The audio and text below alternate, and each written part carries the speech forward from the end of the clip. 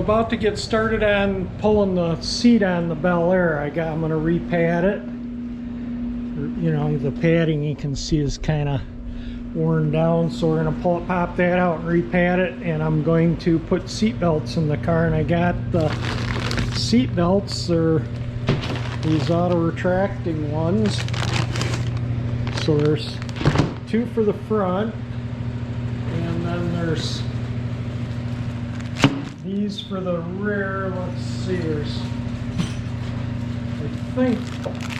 I think each one of these is a complete belt, male and female. So there's three of those, I believe. Maybe there's two in one, I don't know. Anyway, there's hardware. There should be another one of these somewhere. Let me dig around and find it. It was just buried under one of these. But anyway, here's there are these auto retractors, and I'll show you kind of right now where the retractor is gonna go. Where I unbolt the seat, I already kind of decided that they're gonna go right in under this. It's still in the bag, obviously, but I think it'll fit right there. So the bolt will be almost to the bottom of the floor pan there, and it'll clear the seat there. And I'm gonna wait to bolt them in until the seat's back in, or setting there anyway. But that's kind of where that's gonna go. And then obviously the belt that, you know, go in the center will just be coming out of the edge of the seat there. You know, a little bit of it will be sticking out. Most of this will be under whatever. Anyway, we're going to get to it. Plus, this kit came with all installation hardware. These are for the rear belts. These are for the front belts. I don't know if I'll need these brackets or not. That'll remain to be seen. I think that's for when you need to bolt it in differently from that hole there. Not really sure what's what here, but we'll get it all figured out. You know, and I think they give you a lot of extra stuff. But anyway, we got all the hardware, all the belts. It's going to have 3 belts in the rear, 2 in the front. It's not going to have a center one in the front. I rarely ride more than 1 or 2 people in the car with me, so 5 belts will be more than adequate. Looks like I'll have to bead blast the track and paint that too while it's off. But this has the original bolts would have went into like a welded nut in the floor pan, and those welded nuts stripped out when I took the seat out, you know, 40 years ago or so.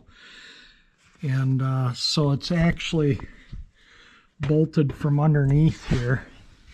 I don't know if we can see the, hang on, let me get down here. Yeah, right there. You can kind of see where the original welded nuts were. But anyway, that'll be no big deal to get unbolted. So I got 4 of those on each side, and the seat will be out.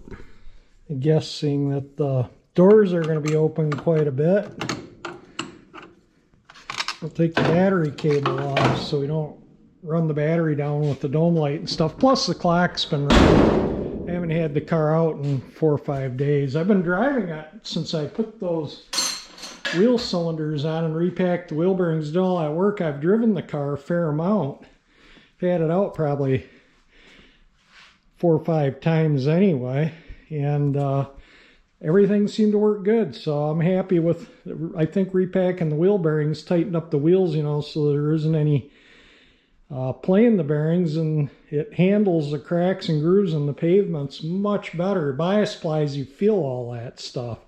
This car has the BF Goodrich Silvertown, I think they're 750/14 tires on it. All unbolted and ready to drag out of the car.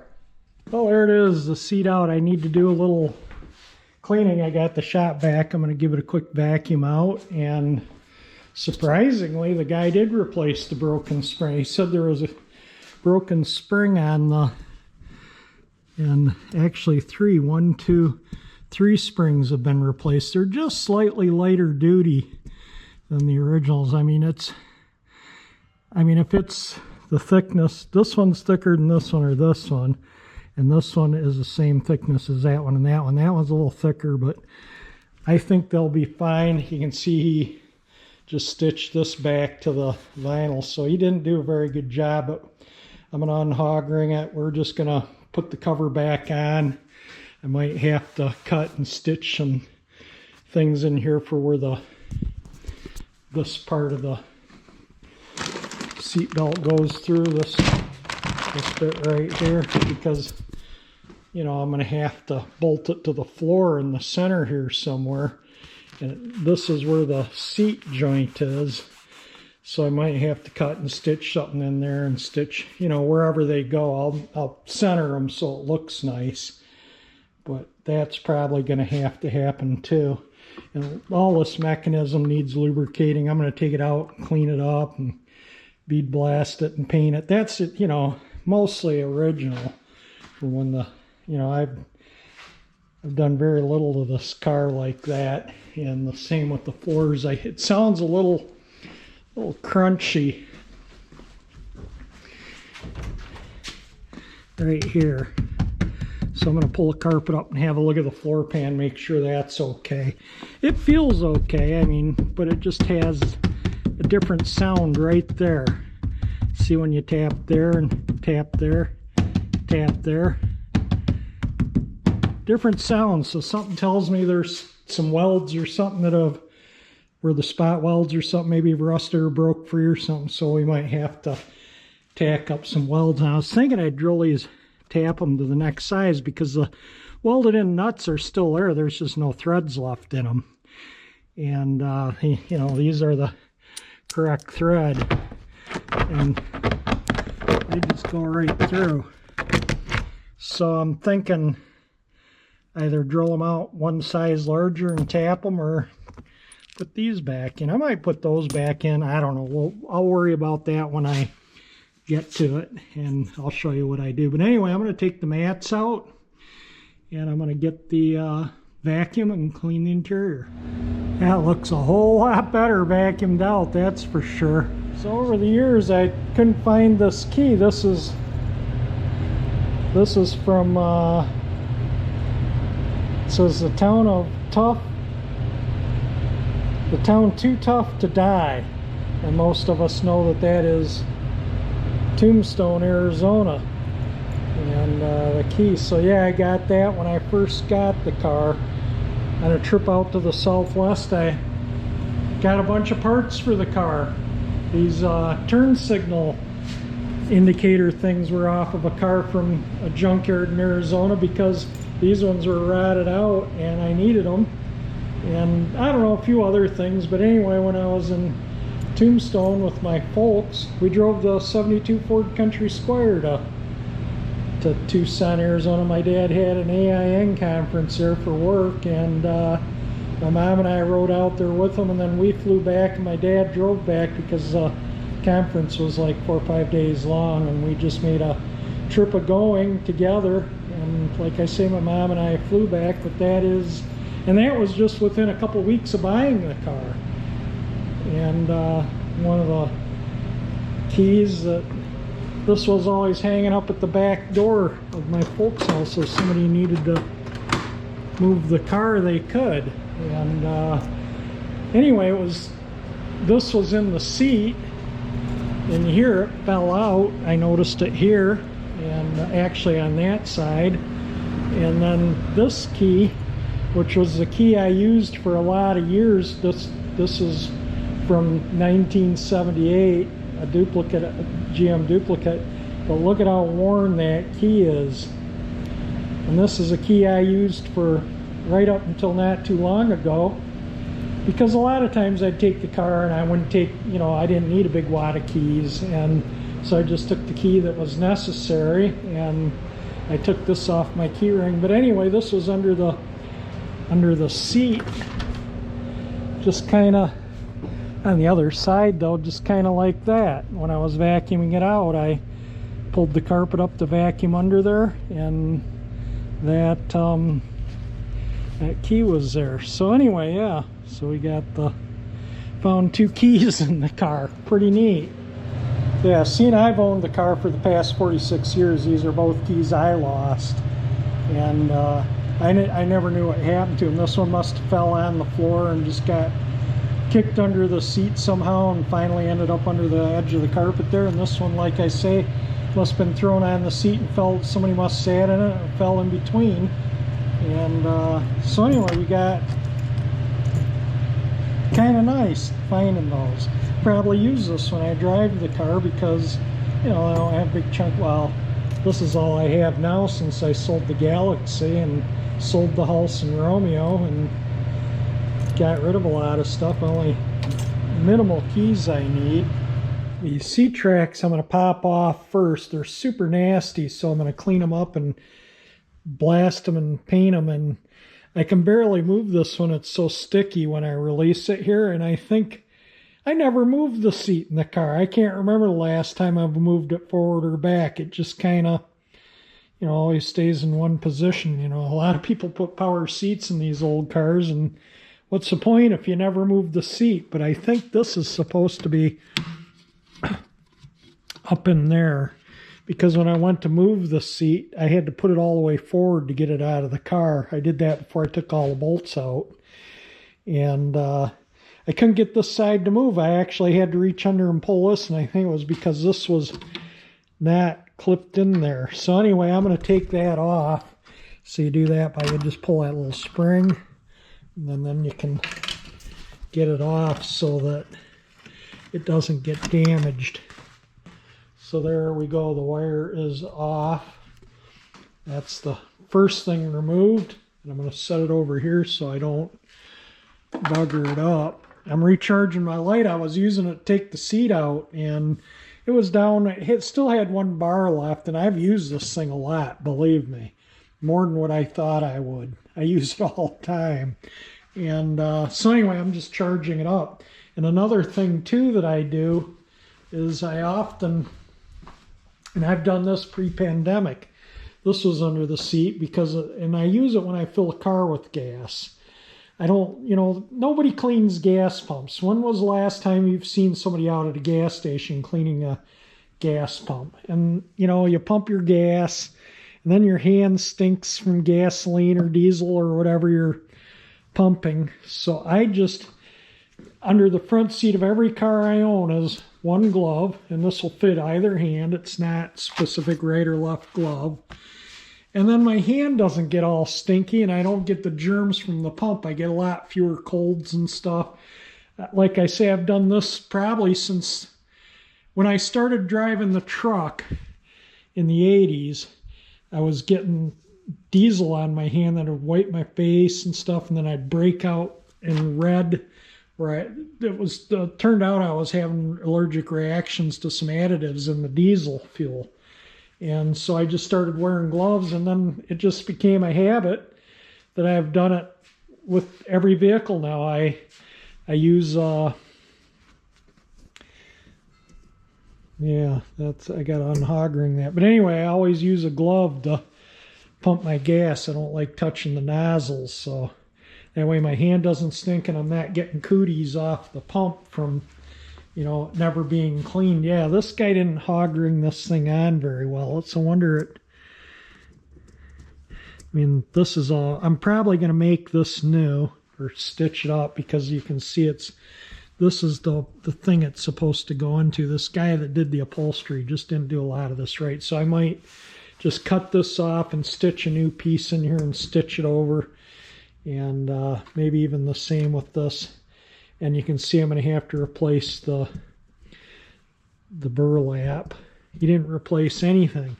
He was supposed to replace all the padding. Although I do have to say, he did, you can see how shiny that spring is. It had two broken springs in the seat. I think it was these two. And one of them was starting to poke through. And that's when I decided it was time to get the seat redone. And this was redone in the 80s also. I don't remember what year, but sometime in the 80s. I could probably look it up and get the, you know, from the receipts and stuff. I save everything, so I got all the receipts from having this done. And the guy that did this didn't do it right, didn't do the back seat right. He didn't put new padding in this, and he didn't put the vinyl down far enough on the back seat. And if I might have some of this vinyl left over. If I do, I don't know, we'll see if I redo the back top of the back seat or not in the future. But right now I'm going to get these off so I can clean them. Yeah, I don't know why that's there either. But we're going to get this seat done right. And the first thing I got to do is get the tracks off. I'm going to use my air ratchet. I bought this probably in 1980. And it still works just fine.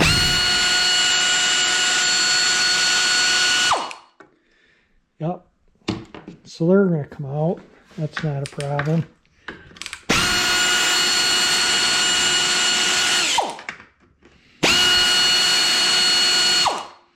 Alright, that's undone. It's just the bolts standing there. Got to get the spring off because that's... There's one for the parts washer and then the blast cabinet. Let me get the other one off and we'll start getting the seat cover off so I can get this off the bottom. I think there's some bolts under here and you can see how this is kind of pushed out looking, so I might hammer that back in the way it's supposed to be. Just so you know how these come off, a 3/32 Allen wrench fits that. There's a little hex key right here. And that gets the release knob off. I think I'll set it up there in the ashtray so I don't lose it. This is the real sticky passenger side track. I took those off so I could just, those go right through there so I could slide this thing, but there's a little, I don't know if this shows up in there or not, but there's a little roller and a little clip. And this doesn't come off because of these rivets. Hit those rollers, but I can work it back and forth freely now, and I think if I keep working it, I'll get most of that cruddy grease out.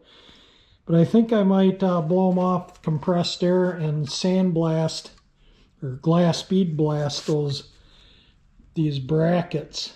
I'm not gonna do the tracks, they're pretty good, but mainly these brackets so I can paint these. But I'm gonna bead blast them and then put them back in the parts washer so I make sure I don't have any grit down in there. On those rollers, there's a roller on each end. And that way this will be clean. This thing was just gummed up with grease. Usually upholstery shops clean and lubricate and paint these when they do your seats. This place didn't do anything. So this is pretty much all in some sloppy paint they put on those. Pretty much all the way it came from 1959. Most of the crap on here is just dirt and grease that's been painted over by the guy that redid the seat. So I'm just taking a small chisel and a small hammer and just tapping the stuff and getting it off. It'll save me some time in the blast cabinet to get the scale and loose stuff off. Sometimes you just do this and it breaks it free, or use a body hammer. This is fairly heavy steel, so it's not gonna bend. You can see where I scraped a lot of it off this side already. And like I say, it's just crud that's been painted over. And I'm just not gonna put it back in like that. It's gonna be cleaned up and looking somewhat nice. I got a screwdriver too so I can get in there and scrape stuff.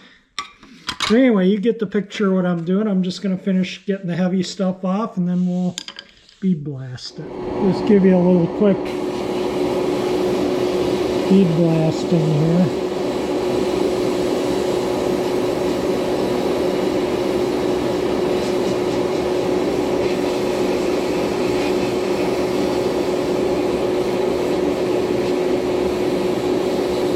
Yeah, these things are really nasty. They're cleaning up though. I mean, you don't see these. They're completely out of sight, but why not clean them up and paint them while they're out, right? Alright, before the air compressor turns on, I'll stop recording and then I'll finish bead blasting. Well, I got one cleaned up, but it took me about 30 minutes. I'm gonna let the air compressor finish pumping up and cool down before I do the other one. In the meantime, I'm just gonna throw this in the parts washer where this one is down in here. And then I'm gonna let it soak in there, and then I'll clean this one up, maybe bead blast it. I gotta do some yard work, so I might mow lawn, and then I'll bead blast on that. In the meantime,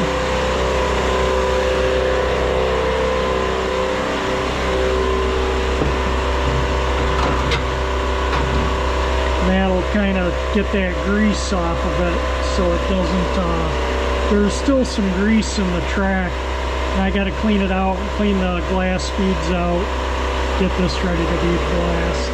So you can see that I got both the seat tracks in there. The other one's kind of underneath this metal thing. And I'm gonna let them soak in there overnight. I put them in there with my gloves on and worked them back and forth until they're gliding smoothly. But I'm gonna let them soak overnight to get that, 65-year-old nasty grease out of the tracks, and then clean them up. And I don't know if I'm gonna put that grease just as like cement. It's just really hard. I had to scrape some of it off the putty knife. So I don't know what I'll lubricate, maybe just with some motor oil. We'll see when I'll get them cleaned up and painted, and then we'll oil them before we put them back in the car. But they're all bead blasted and clean. They just need to get that grease out of the tracks. This is another day. I was just taking this, I got everything unhogged ring, and I want to take this apart, but this cover is being hard to get off, but you got to get the cover off to get the backrest off. And another thing I'm concerning is the seat frame. I don't know if I can, probably going to have to cut something out, toothpick and bits of, almost looks like cigarette wrapper. I can't tell. I'm a non-smoker, but yeah, it looks like it said Camel on it one time, and I found a 1983 nickel down in here too, and I'm thinking this seat was done in the mid-80s when I had it done. I can't remember exactly. I'd have to go look it up, but that steel goes up to right there. That's the end of it right there. So I'm not going to put the seat belts that high up through the seat. So I'll have to figure out once I get this thing apart. But yeah, this guy did not. I mean, he put this stuff on, but that's the original. A lot of the stuff's the original stuff on this seat, and he didn't replace the padding like he was supposed to. And you can see how this is where the spring was broken. You can see how that's still chewed up and, kind of messed up over here too. So anyway, we'll get this all cleaned out. The seat tracks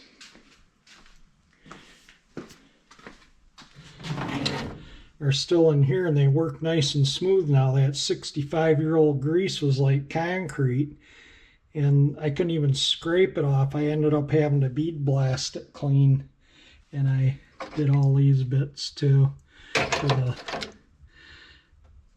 things that move the seat, fore and aft, all the mechanisms. So hopefully it'll work nice when I'm done. It was really hard to get the seat forward. I never change the seat. I'm the only one that drives the car, and I don't think the seat's been moved in who knows how long, maybe 30 years. I might put it ahead occasionally to vacuum under it or around it or whatever, but from the back, but rarely ever move the seat. Anyway, I'm going to fiddle around, try and get this pulled back enough, try and get this off. I might have to cut something out. There's a couple pennies. More cigarette paper. Yeah, this guy didn't, a lot of this stuff has probably been in here since, before I got the car. A match. I'll have to look and see what year the pennies are. They're pretty cruddy. So one was a dime and one was a penny. And the dime is a 1959, so that may have been in there since the car was new. And the penny is a 1964D. I don't know if that shows up or not. That was 1983. I don't know. We'll find out what else is in here when we get it apart. There's 4 screws, 2 on each side, that hold the seat back to the seat base. And I got them all out except for this one. And this one's they're all, this is what the screws are like that go in there. And there's a nut welded on the back side, but this one, you can see it's through bolted. So the guy must have, the welded nut, I'll weld a new one in there so I don't have to do this again, but you know, that's not really an adequate way to, I couldn't turn it. I got a crescent wrench in it, plus it's a flat blade screw, but anyway, I'm getting it now, just turning it loose with the wrench in here. And anyway, let me get this off, and then the seat halves should be separated. Found more money, a 1974 quarter. And you can see where this guy just put a chunk of foam in the back there to kind of make up for where the padding had disintegrated. So anyway, I got to get a bunch of these hog rings out, but you can see, you know, if I'm going to put seat belts through here, I'm going to have to cut something. I don't know what I'm going to do. I'll wait and get the cover off. I might be able to run them up around behind this somehow. But once we get the padding off, I'll have a better picture.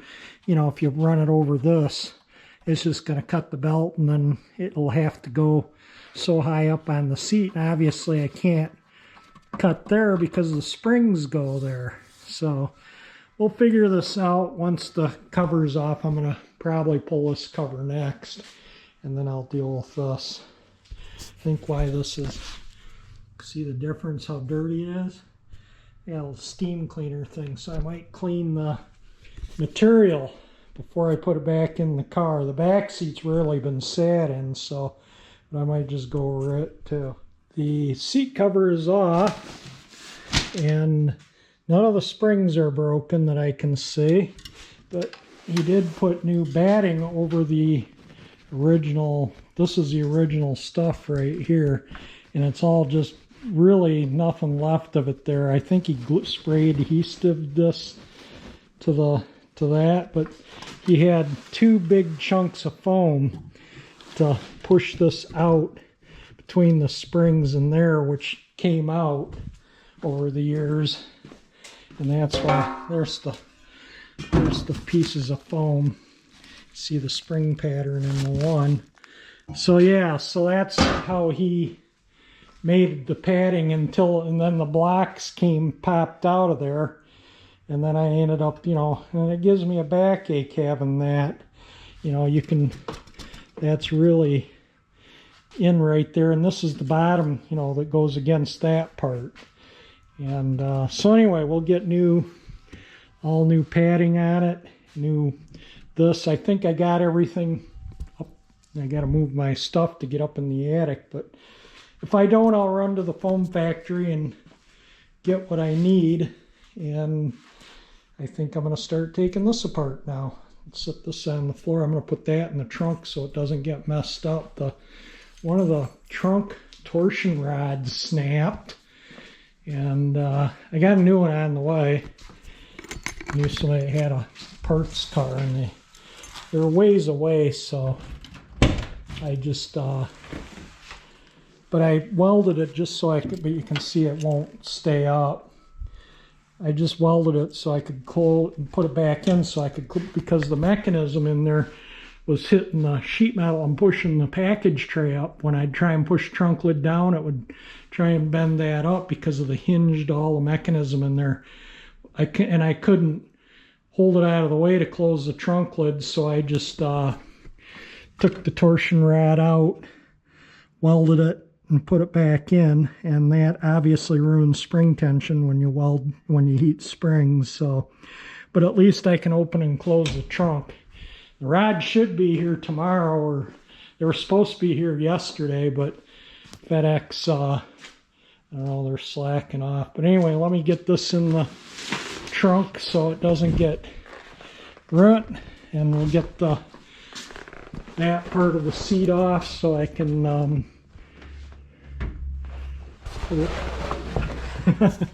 yeah, that makes it hard when the trunk doesn't stay up, but at least this way I can put the cover in here so it doesn't get more dirty. Try and take all the kinks out of it.